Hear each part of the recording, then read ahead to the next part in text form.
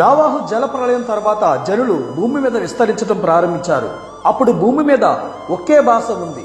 వారు సీనారు మైదానం దగ్గర ఒక పట్టణమును, ఆకాశమునంటూ శిఖరము గల ఒక గోపురమును కట్టుకుని పేరు సంపాదించుకుందాము రండని కట్టడం ప్రారంభించారు. అప్పుడు యెహోవా దిగి వచ్చి వారు భాషను తారుమారు చేస్తారు. దానికి బాబేలు అని వారి పేరు పెట్టారు. పురావస్తు శాస్త్రవేత్తలకు ఈ టాబ్లెట్ ఇరాన్ దేశంలో దొరికింది. ఇది నెబుకద్నెజరు కాలం నాటిది. దీని మీద నెబుకద్నెజరు కనబడతాడు. అలాగే కుడి ప్రక్క కట్టడం యొక్క రూపం కూడా కనబడుతుంది. ఈ టాబ్లెట్ పురావస్తు శాస్త్రవేత్తలకు దొరికింది. బాబేల్ గోపురం గురించి, అంటే పూర్వీకుల చరిత్ర గురించి నెబుకద్నెజరు ఒక టాబ్లెట్ మీద వ్రాయించాడు. మా పితరులు బాబేలు గోపురం కట్టాలనుకున్నారు కానీ కట్టలేకపోయారు అని వ్రాయించాడు.